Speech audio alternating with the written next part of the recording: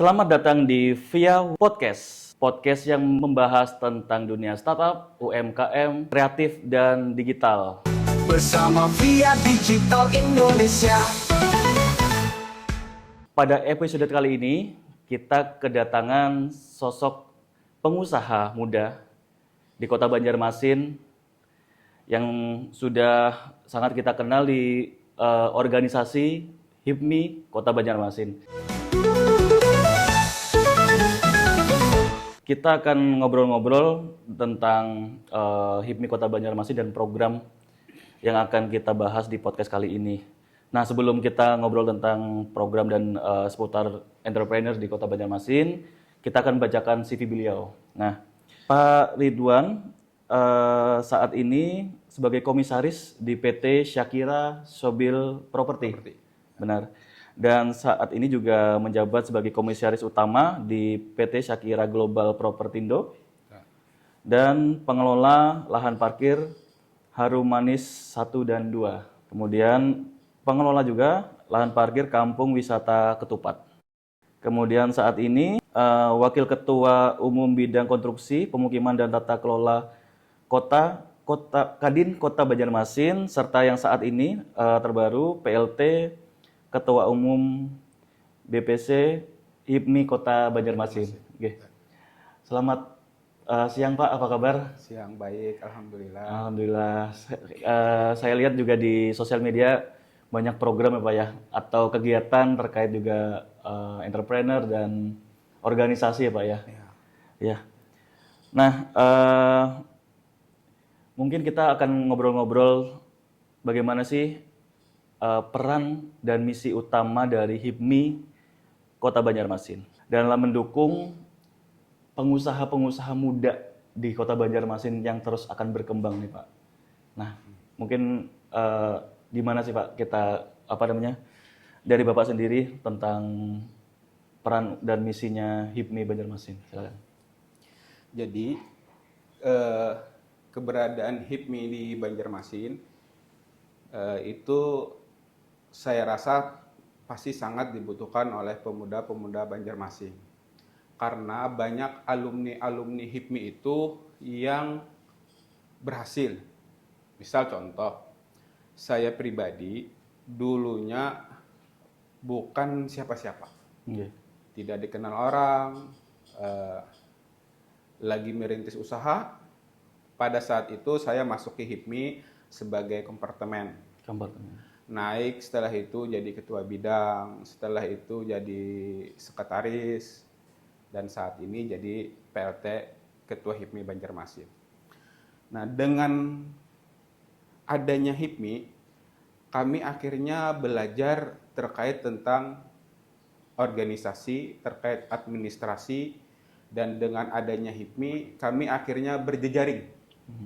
Dan jejaring HIPMI itu tidak hanya di Banjarmasin atau Kalsel, tapi nasional. Contoh kemanfaatan HIPMI itu seperti saat ini kayak Bang Rikfal, Ketua DPRD Banjarmasin, yang periode saat ini, beliau itu merintis karirnya salah satunya juga dari HIPMI. Itu pengakuan beliau. Karena beliau berHIPMI, berjejaring, walaupun suara beliau tidak terlalu banyak, tapi jaringannya sampai nasional, sehingga dapat rekomendasi dari Pak Bahlil untuk menjadi Ketua DPR. Nah, jadi itu hebatnya jejaring HIPMI ini. Pak Bahlil, Pak Menteri, itu juga diawali karirnya di HIPMI. Setelah beliau jadi Ketua HIPMI BPP pusat, ikut di tim pemenangan, setelah itu direkomendasikan jadi menteri dan sampai saat ini jadi menteri. Jadi di kementerian itu banyak alumni HIPMI.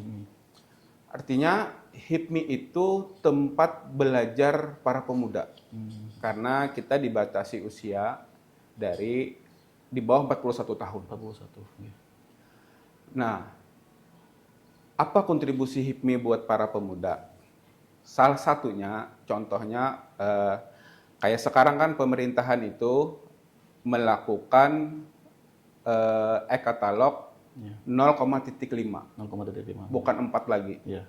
Nah, ketika seseorang itu dia tidak ikut organisasi, maka akan terlambat dapat informasi itu. Sedangkan kami di organisasi itu langsung diinformasikan oleh PTSP bahwa sekarang Aikatolak itu 0,5. Nah, kita tanya ke Kadis kan, ke Pak Ari, minta tolong dong kasih pelatihan buat teman-teman kita HIPMI. Alhamdulillah kemarin sudah ada beberapa teman-teman belajar dan insya Allah tanggal 27 ini ada lagi materi itu. Artinya peran kita itu terkhusus untuk pengusaha muda yang bergabung di HIPMI. Dan yang kabar baiknya lagi, untuk saat ini kita di HIPMI itu agak kita longgarkan, Mas. Kalau dulu itu kan harus mempunyai NIB atau harus pengurus di perusahaan. Jadi UMKM yang kadang mempunyai CP atau PT itu tetap bisa, cuman bukan jadi pengurus inti. Iya, benar. Jadi anggota. Nah, itu tinggal kita lajarilah mereka untuk naik kelas. Jadi ketika saya ditunjuk jadi PLT pada saat itu, saya sampaikan kepada teman-teman bahwa sudah cukup kita untuk melakukan kegiatan yang istilahnya cuma membranding diri. Iya, benar. Tugas kita saat ini, kita ini bukan tulang punggung organisasi. Kita ini tulang punggung keluarga. Jadi eksisnya itu harus dua, jangan HIPMI-nya aja. HIPMI-nya eksis, para pengusahanya juga menghasilkan. Artinya setiap kegiatan kita hitung apa outputnya gagasan keluarga kita. Jangan sampai kita mempunyai kegiatan yang sibuk, cuman tidak menghasilkan. Dan alhamdulillah kita di HIPMI itu solid, teman-teman sudah mengerti arahnya. Insya Allah kami di HIPMI Banjarmasin akan berkolaborasi dengan pemerintahan yang baru, Pak Yamin, dengan Bu Haji Ananda. Kalau untuk komunikasi dengan beliau, kita sudah komunikasi. Insya Allah beliau sangat mendukung terkait apa-apa ke depannya kegiatan HIPMI. Jadi kalau kemanfaatannya insya Allah sangat banyak HIPMI itu. Tinggal bisa nggak orang itu menjalankan. Nah, benar. Soalnya kan kayak gini, Mas. Kita harus bisa membedakan kata William Tanuwijaya itu antara keberuntungan dengan kesuksesan itu biasanya dibarengi dengan skill juga. Ya, benar. Ketika kita tidak punya skill, misalnya nih, ada kesempatan. Kata dinas kami membutuhkan tenaga pelatih servis HP misalnya. Kita kan bisa nyervis HP, artinya kan lepas itu kesempatan itu. Jadi kami sangat mendorong, mendidik ke anggota-anggota yang aktif itu untuk naik kelas. Misalnya omsetnya kemarin itu cuma 1 juta per bulan, kita harapkan setelahnya bergabung bisa jadi 3 juta atau 5 juta. Nah, untuk teman-teman entrepreneur di Banjarmasin juga kalau mau bergabung masih bisa Pak ya, kalau untuk jadi anggota baru itu? Bisa. Atau, bisa ya? Bisa, masih bisa. Jadi kalau teman-teman ingin bergabung di HIPMI, nanti kontaknya kemana Pak? Ada ke admin Bang Upik namanya. Bang Upik. Nah itu nanti di Instagram HIPMI Kota Banjarmasin ada juga kontaknya? Ada juga. Nah, ya. Jadi teman-teman entrepreneurs yang ada di Kota Banjarmasin yang ingin scale up bisnisnya, berkembang, bertumbuh bersama organisasi HIPMI. Jadi HIPMI Kota Banjarmasin juga terbuka untuk penerimaan anggota baru Pak ya? Betul. Nah selanjutnya Pak, tantangan terbesar yang dihadapi oleh pengusaha muda di Banjarmasin ini kira-kira bagaimana HIPMI bisa membantu untuk mengatasinya? Tantangan terbesarnya itu kira-kira banyaknya seperti apa yang ditemui oleh anggota-anggota dari HIPMI sendiri? Iya. Jadi ada sebagian yang bisa kita bantu, ada sebagian yang tidak bisa kita bantu. Misalnya kita masih bingung untuk merumuskan para pengusaha yang di Sudi Mampir. Itu kan mulai sepi sudah karena ada penjualan online. Sampai saat ini kami pun belum dapat solusinya. Cuman buat teman-teman yang di kontraktor, kayak ada perubahan e-katalog. Iya. Terus itu teman-teman yang di kontraktor yang masih CP-nya baru, Iya. itu biasanya kalau dapat rekomendasi dari kita, HIPMI itu di ACC. Benar. Jadi banyak sih tantangan yang di Banjarmasin, cuman masih belum bisa kita atasi. Yang terutama itu PR terbesar itu terkait pasar. Pasar itu jadinya sepi. Iya. Semua kita sudah ada komunikasi dengan dinas pasar. Dinas pasar. Bahkan penghasilan mereka itu berkurang juga. Iya. PAD mereka juga berkurang. Tapi itu belum dapat solusinya. Nah, mungkin dari pian-pian yang Iya. ahli digital bisa melajari mereka. Benar, mungkin kita juga dari PT Jadi bisa kolaborasi lah kita. Benar, dari PT Via Digital mungkin kita nanti adakan kolaborasi untuk bikin program atau pembinaan atau pelatihan Iya. terkait digitalisasi dan solusi yang konkret untuk UMKM, terutama yang tadi yang di pasar atau apa. Iya. Benar, Itu benar. perlu banget. Ya, karena mungkin juga dorongan pasar ke sini kan perlu inovasi. Iya. Para pelaku usaha itu diperlukan inovasi tadi. Jadi behavior-nya juga berubah ya Pak ya mungkin ya. Betul. Nah, behavior pasar ini kita harus ngikutin gitu. Nah, sekarang terkait tadi kita ngobrolin tentang inovasi Pak, ada nggak sih Pak program atau inovasi yang mendukung pertumbuhan untuk ekonomi lokal tadi terkait digitalisasi kah atau pelatihan kah nanti yang bisa kita dari HIPMI sendiri untuk diinisiasi gitu Pak? Kalau pelatihan kita ada 1 bulan itu 1 kali, namanya pertemuan bisnis. Pertemuan bisnis. Jadi pertemuan bisnis itu silaturahmi bisnis bisa juga namanya itu. Biasanya di sekretariat HIPMI kita mengundang teman kita yang sudah senior. Misal si Fulan sudah senior di bidang properti dan sudah terbukti berhasilnya di bidang properti itu, maka kita jadikan narasumber. Kita undang semua anggota-anggota HIPMI. Atau juga kami biasanya mencari celah ke dinas-dinas terkait khususnya di dinas sosial atau di dinas perdagangan. Ini saya sudah bersurat juga ke dinas perdagangan, ke Pak Tesar. Saya mau silaturahmi, kata saya. Mau tahu apa aja program di dinas perdagangan. Nah, kalau di dinas sosial itu biasanya kami yang nanya, Bu, program pian tahun ini apa program kerjanya? Ternyata misalnya ada pelatihan servis HP, atau ada pelatihan laptop, atau ada pelatihan sasirangan. Ketika ada pengrajin dari kami suruh, bolehkah masuk kami di sini? Nah, kebiasaannya diberi peluang oleh dinas seperti itu. Jadi kolaborasi dengan pemerintah ataupun sektor swasta itu memungkinkan juga untuk anggota itu akan berkembang dengan program-program yang diciptakan oleh HIPMI tadi Pak ya, kolaborasi. Betul. Benar-benar. Jadi di HIPMI itu maksudnya kaderisasi di HIPMI. Kaderisasi. Ketua HIPMI itu wajib, ini hukumnya wajib di tempat kami itu, dia harmonis dengan kepala daerah setempat. Iya, benar.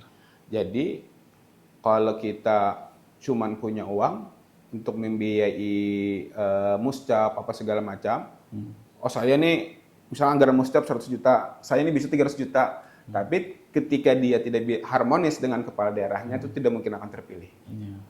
Karena syaratnya ketua HIPMI itu harus harmonis dengan kepala daerah sehingga bisa membawa anggotanya ini mudah komunikasi dengan kepala daerah.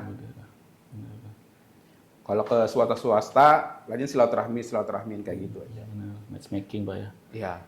Nah, terkait harapan dan rencana jangka panjang HIPMI Kota Banjarmasin untuk menciptakan ekosistem bisnis yang lebih kuat dan berkelanjutan, kira-kira apa sih Pak harapannya? Nah, jadi di masa PLT saya ini lagi saya bikin, saya list usaha-usaha teman-teman itu, saya list, mau saya petakan, misal yang mana tim perencanaan misalnya, dia pekerjanya di perencanaan, itu akan kita komunikasikan dengan dinas terkait perencanaan, bisa nggak perencanaan di Pemko misalnya dari kita. Misalnya area konstruksi, atau ada pengrajin sesirangan. Nah, itu akan kita komunikasikan dengan bagian umum. Apakah bisa kami masuk? Kebiasaannya oleh dinas itu bisa aja, walaupun tidak semuanya kita yang bisa mengkopnya. Minimal pasti adalah mereka itu mengasih ke kita. Oke, nah teman-teman, jadi kemarin itu kita kontak Pak Ridwan juga karena ada program beliau dari HIPMI tentang merangkul ekosistem digital, Pak ya. Iya. Nah, mungkin kita bisa di podcast ini juga memberitahukan teman-teman yang ingin bergabung di ekosistem digital HIPMI juga masih sangat terbuka, Pak ya. Sangat terbuka. Sangat terbuka. Nah, coba saya tampilkan poster beliau ini di layar. Nah, teman-teman bisa daftar. Nanti bisa kita gabung di komunitas ekosistem digital HIPMI, Pak ya. Betul. Nah, nanti teman-teman bisa mengikuti. Jadi yang mempunyai gagasan melalui e-bisnis, startup, e-commerce maupun platform startup untuk bergabung dan bertumbuh bersama HIPMI. HIPMI nanti akan membantu menyiapkan fasilitas dan permodalan. Nah, mungkin kira-kira apa nih Pak yang kira-kira menjadi angin segar bagi pelaku ekosistem startup terutama di Kota Banjarmasin? Iya. Jadi saya ini mengundang keseluruhannya, tidak Banjarmasin aja, Kalsel, Kalsel. Kalsel lah. Jadi ide ini tercipta ketika saya scroll IG. Iya. Lalu membaca Instagram menghasilkan 797 triliun tanpa memiliki konten satupun. Iya, benar. Uber menghasilkan 595 triliun tanpa menghasilkan tanpa memiliki mobil satupun. Shopee menghasilkan 175 triliun tanpa memiliki produk satu apapun. Iya. Nah, saya itu pernah mendengar podcast William Tanuwijaya. William Tanuwijaya. Apa ini? CEO dari Tokopedia. Tokopedia. Iya. Jadi salah satu cerita beliau itu pernah mencari investasi itu ke luar negeri. 5 menitnya bahkan diusir orang karena pada saat itu masih belepotan bahasa Inggris beliau. Nah, saya pribadi kepikiran jangan-jangan di Kalsel ada nih pemuda-pemuda seperti ini yang kekurangan modal. Benar. Karena saya juga mempunyai beberapa relasi yang saya rasa sangguplah untuk memodali. Tapi yang menariknya Mas, jadi setelah iklan itu naik, ada teman saya, dia itu bos batu bara lah, khususnya di trading. Banyak lah orang kenal dengan beliau. Mungkin beliau melihat juga di podcast ini. Jadi bos Wong itu nelpon saya, bro Jar, bagus itu program Jar. Nah, saya engage, bagus program. Aku bolehlah ikut. Nah, ulun tanya kan, Pian mau ikut jadi apanya? Apa mempunyai program atau mau jadi apa? Enggak aja, aku jadi investornya kata beliau. Kata saya belum nyari investor nih, belum ngomong sama bos saya. Dan saya sendiri, kalau seandainya yang mendaftar ini banyak, saya kan saat ini per tanggal 20 tadi dapat amanah dari Pak Gubernur sebagai Dirop di Bangun Banua, Kalimantan Selatan, di Persda Kalsel.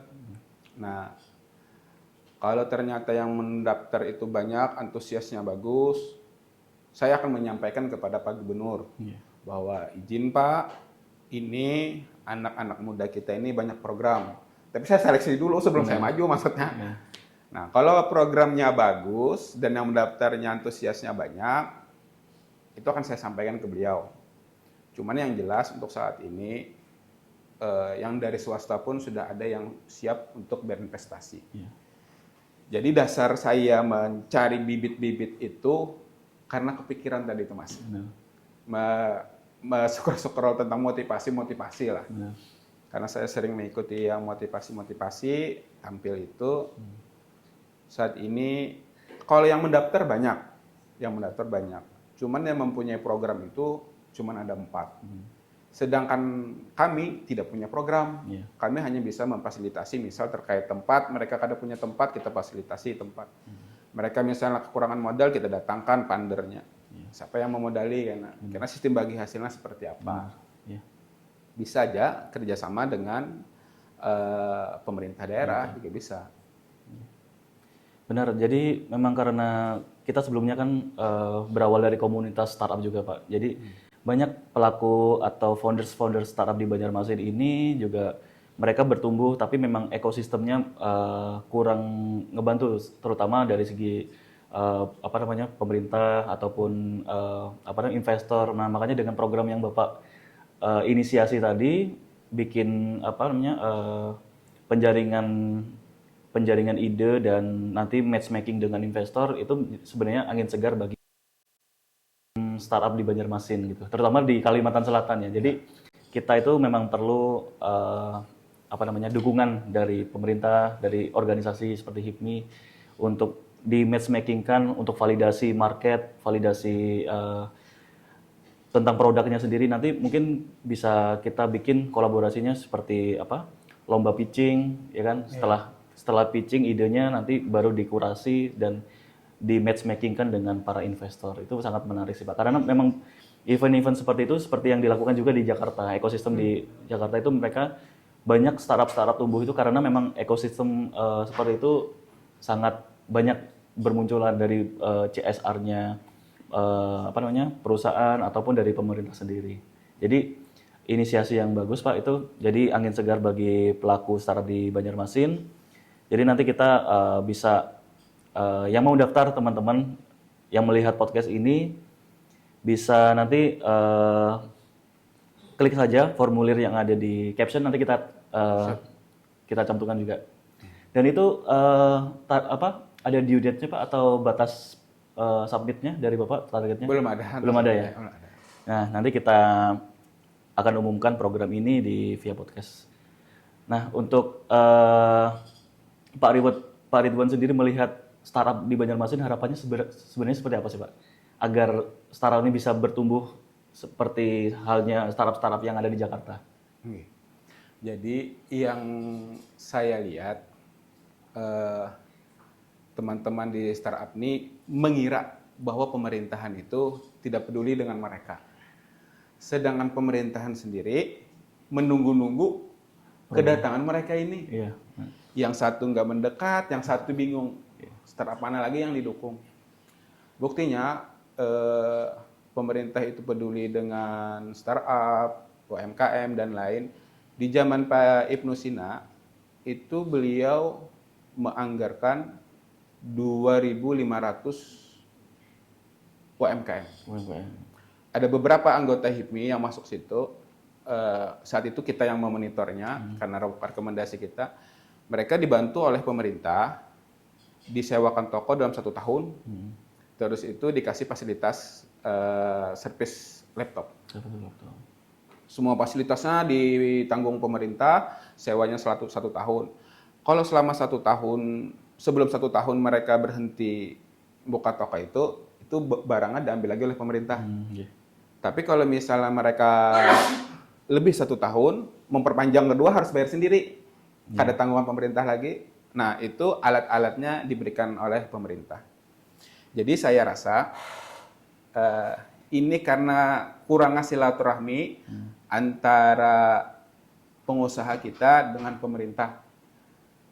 Jadi lalu seolah-olah dikira pengusaha bahwa pemerintah ini tidak peduli dengan UMKM, startup, padahal sedangkan pemerintah ini menunggu juga. Karena mereka ingin ekonomi ini pasti bangkit. Bertumbuh. Nah, kami berharap di HIPMI bisa memfasilitasi mereka ini, menemukan mereka ini pelaku usaha dengan pemerintah. Jadi kami yang di tengah-tengah kami temukan. Gitu. Ya. Nah, jadi program yang sangat bagus Pak terkait matchmaking antara pemerintah dan sektor pelaku usaha tadi Pak ya. Nah, mungkin kita sudah sampai di ujung acara dan mungkin closing statement Pak terakhir.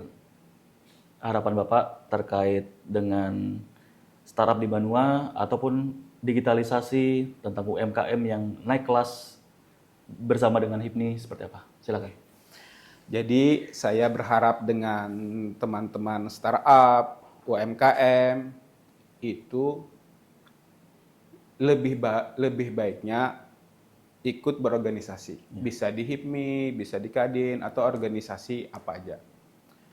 Karena kalau HIPMI dan Kadin itu, setiap ada program pemerintah, itu HIPMI dan Kadin itu pasti dapat informasi lebih awal daripada orang yang tidak berorganisasi.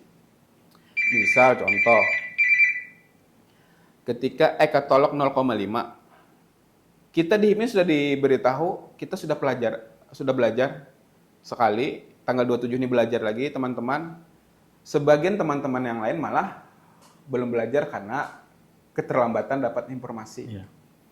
Nah, kalau saran saya, berorganisasi itu buat anak muda sangat penting.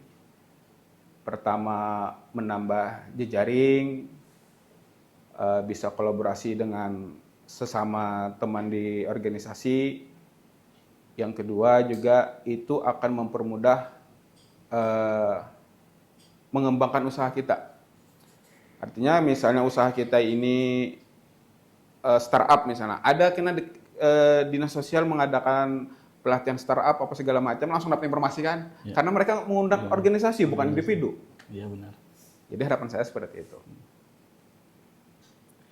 Oke, jadi kita sudah sampai di penghujung acara. Bagi teman-teman, para pelaku startup, kreatif, serta teknologi di Kalimantan Selatan, sampai jumpa di episode podcast via Workspace. Di episode selanjutnya, saya Niko Fariski selaku host undur diri dan terima kasih. Assalamualaikum warahmatullahi wabarakatuh. Ekosistem startup Banua, mari berkolaborasi di via Workspace. Tempat kamu validasi ide, wujudkan startup solusi bagi Banua bersama via Digital Indonesia.